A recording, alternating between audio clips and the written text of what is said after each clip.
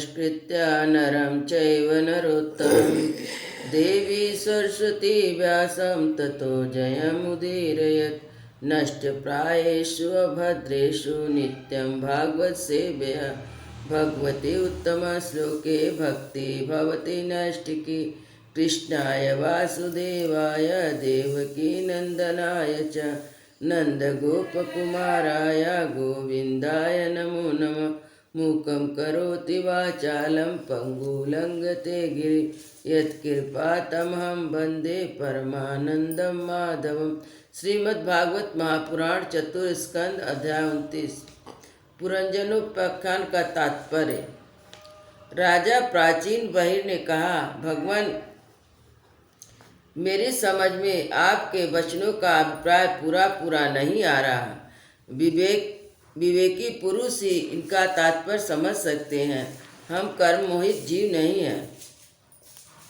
श्री नारद जी ने कहा, राजन, पुरंजन नगर का निर्माता जीव है, जो अपने लिए 1, 2, 3, 4 तथा बहुत पैरों वाला बिना पैरों का शरीर रूप पुर तैयार करता है। उस जीव का सखा तो अभिज्ञात नाम से कहा गया ईश्वर है, क्योंकि किसी भी प्रकार के नाम, गुण अथवा कर्मों से जीवों का उसका पता नहीं चलता। जीव ने जब सुख दुख रूप सभी प्राकृत विषयों को भोगने की इच्छा की, तब उसने दूसरे शरीर की अपेक्षा 9 द्वार, 2 हाथ और 2 पैर वाला मानव देह ही पसंद किया। बुद्धि अथवा विद्या को ही तुम पुरंजनी नामक स्त्री जानो। इसी के कारण देह और इंद्रिया आदि में मैं मेरेपन का भाव उत्पन्न होता है। पुरुष इसी का आश्रय लेकर शरीर में इंद्रियों द्वारा विषयों को भोगता है। 10 इंद्रियां इसके मित्र हैं, जिनमें सब प्रकार के ज्ञान कर्म होते हैं। इंद्रियों की वृत्तियां हैं, उसकी सखियां हैं। प्राण, अपान, व्यान, उदान, समान, रूप 5 वृत्ति वाला प्राण वायु ही नगर की रक्षा करने वाला 5 फन का सर्प है। दोनों प्रकार की इंद्रियां नायक मन को एक ही 11वां महाबली योद्धा जानना चाहिए। शब्दाधिक 5 विषय ही पांचाल देश है, जिसके बीच में 9 द्वार वाला नगर बसा हुआ है। उस नगर में जो एक स्थान 2 द्वार बताए गए हैं, वे 2 नेत्र गोलक, 2 नासिका और 2 कर्ण छिद्र हैं। इनके साथ मुख, लिंग, गुदा ये 3 मिलकर कुल 9 द्वार हैं। इनमें जीव इंद्रियों के साथ बाह्य विषय में जाता है। इनमें 2 नेत्र गोलक और 2 नासिका और 1 मुख के 5 पूर्व के द्वार हैं। दाहिने कान को दक्षिण का और बाएं कान को उत्तर का द्वार समझना चाहिए। गुदा और लिंग नीचे के 2 छिद्र पश्चिम के द्वार हैं। खगोता आविर्मुखी नामक जो द्वार एक स्थान पर बतलाए गए नेत्र गोलक तथा रूप विभ्राजित नामक देश, जिसका इन द्वारों से जीव चक्षु इंद्रियों की सहायता से अनुभव करता है।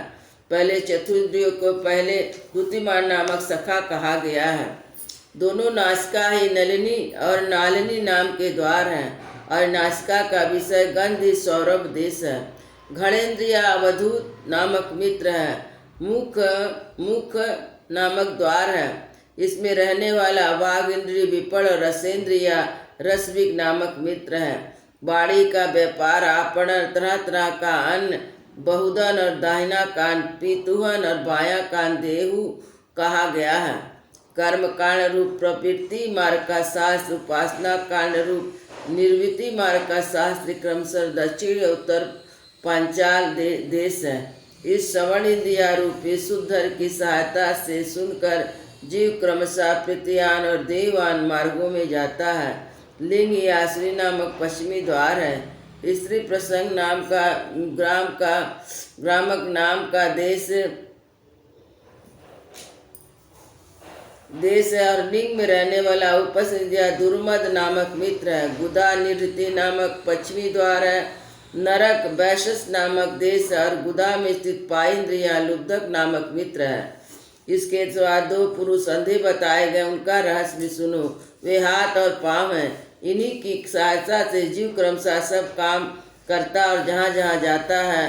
हृदय अंतपुर है, इसमें रहने वाला मन ही विसुचि नाम का प्रधान सेवक है। जीव उस मन के सत्वादि गुणों के कारण ही प्रसन्नता, हर्ष रूप विकार अथवा मोह को प्राप्त होता है। बुद्धि राज महर्षि पुरंजनी जिस जिस प्रकार स्वप्न अवस्था में विकार को प्राप्त होती है, जागृत अवस्था में इंद्रियों को विकृत करती है। उसके गुणों से लिप्त होकर आत्मा भी उसी उसी रूप में उसकी वृत्तियों का अनुकरण करने का बाध्य होता है। किंतु वस्तुतः व निर्विकार साक्षी मात्र ही है। शरीर ही रथ है, इसमें ज्ञान इंद्रिया रूपी 5 घोड़े जुटे हुए हैं। देखने में सतवत्सर रूप काल के समान ही उसका अप्रहित वेग है, वास्तव में गतिहीन है। पुण्य और पाप ये 2 प्रकार के कर्म उसके पहिए हैं। 3 गुण ध्वजा है, 5 प्राण डोरियां है। मन बाग डोर है, बुद्धि सारथी है, स्त्री का हृदय का बैठने का स्थान है। सुख दुख आदि द्वंद जुए हैं। इंद्रियों के 5 विषय उसमें रखे हुए आयुध है और त्वचा आदि 7 धातुओं उसके आवरण है। 5 कर्म इंद्रिया और उसकी 5 प्रकार की गति है। इस रथ पर चढ़कर रथी रूपी यह जीव मृतृष्टा के समान मिथ्या विषयों की ओर दौड़ता है। 11 इंद्रियां उसकी सेना है तथा 5 इंद्रियों द्वारा उन इंद्रियों के विषय को अन्याय पूर्वक ग्रहण करना है, उनका शिकार खेलना है। जिनके द्वारा काल का ज्ञान होता है और संवत्सर चंडवेग नामक गंधर्व राज है। उसके अधीन जो 360 गंधर्व बताए गए वे दिन है और 360 गंधर्वियाँ रात्रि है। बारी बारी से चक्कर लगाते हुए मनुष्य की आयु को हरते रहते हैं। वृद्धावस्था की साक्षात काल कन्या है, उसे कोई भी पुरुष पसंद नहीं करता। तब मृत्युराज एवं राज ने लोगों का संग्रह करने के लिए उसे बहन मानकर स्वीकार कर लिया। आदि मानसिक क्लेश और व्याधि रोग आदि शारीरिक क्लेश इस प्रकार यमराज के पैदल चलने वाले सैनिक है। प्राणियों को पीड़ा पहुंचाकर शीघ्र ही मृत्यु के मुंह में ले जाने वाला शीत और उस 2 प्रकार का ज्वरी प्राज्वर नाम का उसका भाई है। इस प्रकार यह देहमानी जीव अज्ञान से आच्छादित होकर अनेक प्रकार के आदि भौतिक आध्यात्मिक अधिक दैविक कष्ट भोगता हुआ 100 वर्षों तक मनुष्य शरीर में पड़ा रहता है। वस्तुतः यह तो निर्गुण है, किंतु प्राण इंद्रिया मन के धामों को अपने में आरोपित कर मैं मेरेपन के अभिमान से बचकर शुद्ध विश्व का चिंतन करता हुआ तरह तरह के कर्म करता रहता है। यह स्वयं प्रकाश है, तो जब तक सबके परम गुरु आत्मस्वरूप श्री भगवान के स्वरूप को नहीं जानता तब तक प्रकृति के गुणों में बंधा रहता है। उन गुणों का अभिमानी होने से वह विवश होकर सात्विक राजस तामस कर्म करता है। उन कर्मों के अनुसार भिन्न भिन्न योनियों में जन्म लेता है। वह कभी तो सात्विक कर्मों द्वारा प्रकाश भाव स्वर्गाधिक लोक प्राप्त करता है, कभी राजसिक कर्म द्वारा दुखमय राजोगुण लोक को प्राप्त होता है। जहाँ तरह तरह के कभी कभी तो सात्विक कर्मों द्वारा प्रकाश बाहु स्वर्ग लोक में प्राप्त होता है, कभी कभी राजसिक कर्मों द्वारा दुख में रजोगुण के लोक में जाता है, जहाँ उसे तरह तरह के कर्मों का क्लेश उठाना पड़ता है। कभी तमोगुणी कर्मों द्वारा सुख बाहुल तमोमय योनियों में जन्म लेता है। इस प्रकार अपने कर्म और गुणों के अनुसार देव योनि, मनुष्य योनि अथवा पशु योनि में जन्म लेकर अज्ञानंद जीव कभी पुरुष कभी स्त्री कभी नपुंसक होता है। जिस प्रकार बेचारा भूख से व्याकुल कुत्ता दर दर भटकता हुआ अपने प्रारब्ध अनुसार कहीं डंडा खाता कहीं भात खाता है, उसी प्रकार यह जीव चित्त में नाना प्रकार की वासनाओं को लेकर ऊंचे नीचे मार्ग से ऊपर नीचे अथवा मध्य के लोकों में भटकता हुआ अपने कर्मानुसार सुख दुख को भोगता रहता है। आदि दैविक आदि भौतिक आध्यात्मिक तीनों प्रकार के दुखों में से किसी भी एक से जीव का सर्वदा छुटकारा नहीं हो सकता। यदि कभी वैसा जान पड़ता है तो केवल तत्कालीन निवृत्ति है। वह ऐसी है जैसे कोई सिर पर भारी बोझ ढोक कर ले जाने वाला पुरुष उसे कंधे पर रख ले। इसी तरह सभी प्रतिक्रिया दुख निवृत्ति जाननी चाहिए। यदि किसी उपाय से मनुष्य एक प्रकार के दुख से छुट्टी पाता है तो दूसरा दुख आकर उसके सिर पर सवार हो जाता है। शुद्ध हृदय नरेश, जिस प्रकार स्वप्न में होने वाला स्वप्नांतर उस स्वप्न से सर्वदा छूटने का उपाय नहीं है, उसी प्रकार कर्म फल भोग से सर्वदा छूटने का उपाय केवल कर्म नहीं हो सकता, क्योंकि कर्म और कर्म फल भोग दोनों ही अविद्या युक्त होते हैं। जिस प्रकार स्वप्न अवस्था में अपने मनोमय लिंग शरीर से विचरने वाले प्राणी को स्वप्न के पदार्थ न होने पर भी भासते हैं, उसी प्रकार ये दृश्य पदार्थ अवस्था न होने पर जब तक अज्ञान निद्रा नहीं टूटती बने रहते हैं। जीव का जन्म मरण रूपी संसार से मुक्ति नहीं मिलती, अतः इसकी अत्यधिक निवृत्ति का उपाय एकमात्र आत्मज्ञान ही है। राजन, जिस अवज्ञा के कारण परमार्थ स्वरूप आत्मा को यह जन्म मरण रूपी अनर्थ परंपरा प्राप्त हुई, इसकी निवृत्ति गुरु स्वरूप श्री हरि में सुदृढ़ भक्ति होने पर हो सकती है। भगवान वासुदेव में एकता पूर्वक सम्यक प्रकार से किया हुआ भक्ति व ज्ञान वैराग का आविर्भाव कर देता है। राजसे या भक्ति व भगवान की कथाओं पर आश्रित रहता है, इसलिए जो श्रद्धा पूर्ण प्रतिदिन सुनता या पढ़ता है उसे बहुत शीघ्र इसकी प्राप्ति हो जाती है। राजन, जहाँ भगवत गुणों को कहने सुनने में तत्पर विशुद्ध चित्त भक्त जन रहते हैं, उस साधु समाज में सब और महापुरुषों के मुख से निकले हुए श्री मधुसूदन भगवान के चरित्र रूप शुद्ध अमृत की अनेक नदियाँ बहती रहती है। जो लोग अतृप्त चित्त से श्रवण तत्पर अपने कण पूर्वों द्वारा उस अमृत छक कर पान करते हैं, उन्हें भूख प्यास भय शोक मोह आदि कुछ भी बाधा नहीं पहुँचाते। हाय, स्वभावता प्राप्त होने वाले क्षुधा पिपासा आदि विघ्नों से सदा घिरा हुआ जीव समुदाय श्री हरि के कथा अमृत सिंधु से प्रेम नहीं करता। साक्षात प्रजापतियों के पति ब्रह्मा जी, भगवान शंकर, स्वयंभू मनु, दक्ष आदि प्रजापतिगण, सनकादिक नैष्टिक ब्रह्मचारी, मरीचि, यात्री, अंगिकरा, पुलस, पुलह, क्रतु, भृंगु, वशिष्ठ और मैं, ये जितने ब्रह्मादि मुनिगण हैं, समस्त वांग्मय के अधिपति होने पर भी तप उपासना समाधि द्वारा ढूंढ ढूंढ कर हार गए, फिर भी उसे सर्व साथी परमात्मा को आज तक ना देख सके। वेद भी अत्यंत विस्मित है, उनका पार पाना हंसी खेल नहीं है। अनेक महानुभव उसकी आलोचना करके मंत्रों में बताए हुए ब्रजहस्त त्वादि गुणों से युक्त इंद्र आदि देवताओं के रूप में भिन्न भिन्न कर्मों द्वारा यद्यपि उस परमात्मा का यजन करते हैं, तथापि उनके स्वरूप को वे नहीं जान सकते। हृदय में बार बार चिंतन किए जाने पर भगवान जिस समय जिस जीव पर कृपा करते हैं, उसी समय वह लौकिक व्यवहार और वैदिक कर्म मार्ग की बद्ध मूल अवस्था से छुट्टी पा जाता है। बहिष्मन, तुम इस कर्मों में परमार्थ बुद्धि मत करो, यह सुनने में ही प्रिय जान पड़ते हैं, परमार्थ का तो स्पर्श भी नहीं करते। ये जो परमार्थवत दिख पड़ते हैं, उनमें केवल अज्ञान का ही कारण है। जो मलिन मति कर्मवादी लोग वेद को कर्म परक बताते हैं, वे वास्तव का मर्म ही नहीं जानते। इसका कारण यह है कि अपने स्वरूपभूत लोक अमर तत्व को नहीं जानते। वे साक्षात जनार्दन भगवान विराजमान हैं।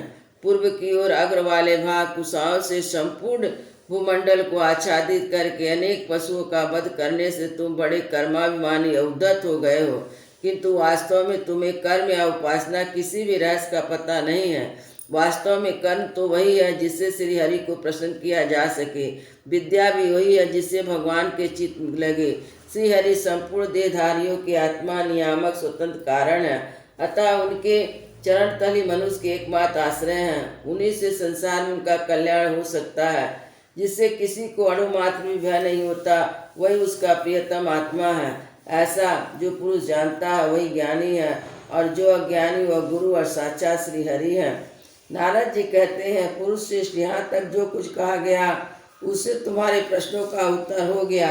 अब मैं एक भली बात निश्चित किया गुप्त साधन बताता हूँ, ध्यान देकर सुनो। पुष्प वाटिका में अपनी हरिणी के साथ विहार करता एक हिरण मस्त घूम रहा है और दूब आदि छोटे छोटे अंकुर को चर रहा है। उसके कान भौरों के मधुर गुंजार लग रहे। सामने ही दूसरे जीव को मारकर अपना पेट भरने वाला भेड़िया ताक लगाए खड़ा है। पीछे से शिकारी व्याघ्र बीधने के लिए उस बाढ़ छोड़ दिया, परंतु हरिण इससे विशुद्ध है, इससे उसका कुछ पता नहीं। एक बार इस हरिण की दशा पर विचार करो। राजन, इस रूप का आशय समझो, यह अमृत प्राय हरिण तुम ही हो। तुम अपनी दशा पर विचार करो। पुष्प की तरह स्त्रियां केवल देखने में सुंदर है। निस्त्रियों के रहने का घर ही पुष्प वाटिका है। इनमें रहकर तुम पुष्पों के मधु और गंध के समान क्षुद्र सकाम कर्मों के फलस्वरूप जीव और जन इंद्रियों को प्रिय लगने वाले भोजन तथा स्त्री संग आदि तुच्छ भोगों को ढूंढ रहे हो। स्त्रियों से घिरे रहते हो, अपने मन को तुमने उसी में फंसा रखा है। स्त्री पुत्रों का मधुर भाषण ही भौरों का मधुर गुंजार है। तुम्हारे कान में उसी में आसक्त हो रहे हैं सब। सामने ही भेड़ियों के झुंड के सामने काल अंश रात दिन तुम्हारी आई को हर रहे हैं, परंतु तुम उसकी कोई परवाह ना कर गृहस्थी के सुख में मस्त हो। तुम्हारे पीछे गुपचुप लगा हुआ शिकारी काल अपने छिपे हुए बाणों से तुम्हारे हृदय को दूर से बीध डालना चाहता है।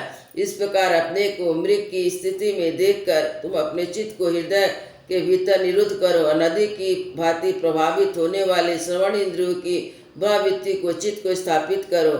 जहाँ कामी पुरुषों की चर्चा होती रहती है, उस गृह आश्रम को छोड़कर परमहंसों के आश्रम से हरि को प्रसन्न करो। क्रमशः सभी विषयों से विरक्त हो जाओ। राजा प्राचीन बहन ने कहा, भगवान आपने कृपा करके मुझे जो उपदेश दिया उसे मैंने सुना और उस पर विशेष रूप से विचार भी किया। मुझे कर्म का उपदेश देने वाले इन आचार्यों को निश्चय ही इनका ज्ञान नहीं है। यदि इस विषय को जानते तो मुझे इसका उपदेश क्यों ना करते। विप्र, मेरे उपाध्यायों ने आत्मतत्व के विषय में मेरे हृदय में जो महान संशय खड़ा कर दिया था उसे आपने पूरी तरह काट दिया। इस विषय में इंद्रियों की गति न होने के कारण मन दृष्टा ऋषियों को भी मोह हो जाता है। वेदवादियों का कथन है, जहाँ जहाँ सुना जाता है कि पुरुष इस लोक में जिसके द्वारा कर्म करता है वह स्थूल शरीर को ही छोड़कर परलोक में कर्मों से बने हुए दूसरे देह से उनका फल भुगता है। किंतु यह बात कैसे हो सकती है, क्योंकि उन कर्मों का कर्ता स्थूल शरीर तो यही नष्ट हो जाता है। इसके सिवा जो जो कर्म यहाँ किए जाते हैं ये तो दूसरे ही क्षण में अदृश्य हो जाते हैं। परलोक में फल देने वाले किस प्रकार पुनः प्रकट हो सकते हैं। नारद जी ने कहा, राजन, स्थूल शरीर तो लिंग शरीर के अधीन अतः कर्मों का उत्तरदायी उस पर है। जिस मन प्रधान लिंग शरीर की सहायता से मनुष्य कर्म करता है वह तो मरने के बाद उसके साथ ही रहता है। अतः परलोक में अपरोक्ष रूप से स्वयं उसी के द्वारा उनका फल भुगता है। स्वप्न अवस्था में मनुष्य जीवित शरीर का अभिमान छोड़ देता है, किंतु इसी के समान अथवा इससे भिन्न प्रकार के पशु पक्षी आदि शरीर से मन में संस्कार रूप में स्थित कर्मों का फल भुगता रहता है। इस मन के द्वारा जीव जिन स्त्री पुरुष मेरे है और देह आदि मैं हूँ ऐसा मानकर कहता है, उसके लिए पाप पुण्य आदि कर्मों का भी अपने ऊपर ले लेता है। इसके कारण इस व्यर्थ ही फिर जन्म लेना पड़ता है। जिस प्रकार इंद्रियां कर्मेंद्रियां दोनों की चेष्टा से अनेक प्रकार से चित्त का अनुगमन किया जाता है, उसी प्रकार चित्त की भिन्न भिन्न प्रकार के वृत्तियों से पूर्व जन्म के कर्मों का भी अनुमान होता है। अतः कर्म अष्ट रूप से फल देने के लिए कालांतर में मौजूद रहते हैं। कभी कभी देखा जाता है कि जिस मनुष्य को इस शरीर से कभी अनुभव नहीं किया, जिससे न कभी देखा न सुना, उसका स्वप्न वह जैसे होती है वैसा ही अनुभव हो जाता है। राजन, तुम निश्चय मानो कि लिंग देह के अभिमानी जीव को उसका अनुभव पूर्व जन्म में हो चुका है, क्योंकि जो वस्तु पहले अनुभव की हुई नहीं होती उसकी मन में वासना भी नहीं हो सकती। राजन, तुम्हारा कल्याण मन के मनुष्यता के पूर्व रूप द्वारा तथा भावी शरीर आदि को भी बता देता है। इसका भाविक जन्म होने वाला है कि नहीं, उन तत्ववेताओं की विदेह मुक्ति का पता भी उसके मन से ही लग जाता है। कभी कभी स्वप्न में देश काल अथवा क्रिया संबंधी ऐसी बातें भी देखी जाती है जो पहले कभी देखी या सुनी नहीं गई है, जैसे पर्वत की चोटी पर समुद्र, दिन में तारे अथवा अपना सिर कटा दिखाई देना इत्यादि। इनके दिखने में निद्रा दोष को ही कारण मानना चाहिए। मन के सामने इंद्रियों का अनुभव होने का पदार्थ ही भोग रूप में बार बार आते हैं। जो भोग समाप्त होने पर चले जाते हैं ऐसा कोई पदार्थ नहीं है। अतः जिसका इंद्रियों से अनुभव ही ना हो सके, इसका कारण यही है सब जीव मन सहित है। साधारणतः यह पदार्थ का क्रमशः ही भान होता है, किंतु यदि किसी का भगवत चिंतन में लगा हुआ मन विशुद्ध सात्विक स्थित हो जाए तो भगवान का संसर्ग होने से एक साथ समझ विश्व का भी भान हो सकता है। जैसे राहु का दृष्टि विषय न होने पर भी प्रकाश आत्मा चंद्रमा के संसर्ग से दिखने लगता है। राजन, जब तक गुणों का परिणाम एवं बुद्धि मन इंद्रिया शब्द आदि विषयों का संगात तथा अनादि लिंग देह से बना हुआ तब तक जीव के अंदर स्थूल देह के प्रति मैं मेरा इन भाव का अभाव नहीं हो सकता। सुसुप्ति, मूर्छा, अत्यंत दुख और सुख, तीव्र ज्वर आदि भी इंद्रियों के व्याकुलता के कारण मैं और मेरेपन की स्पष्ट प्रतीति नहीं होती है, किंतु उस समय उसका अभिमान तो बना ही रहता है। जिस प्रकार अमावस्या की रात्रि में चंद्रमा रहते हुए दिखाई नहीं देता, उसी प्रकार युवावस्था में भी स्पष्ट प्रतीत होने वाला यह एकादश इंद्रिय विस्तृत लिंग शरीर गर्भावस्था और बाल्यकाल से रहते हुए भी इंद्रियों का पूर्ण विकास न होने के कारण प्रतीत नहीं होता। जिस प्रकार स्वप्न में किसी वस्तु का अस्तित्व न होने पर भी जागे बिना स्वप्न जनित अनर्थ की निवृत्ति नहीं होती, उसी प्रकार संसारिक वस्तु यदि असद है तो भी अविद्यावश जीव उसका चिंतन करता रहता है, इसलिए वह जन्म मरण रूपी संसार से छुटकारा दे देती है। इस प्रकार पंचतंत्र मात्रा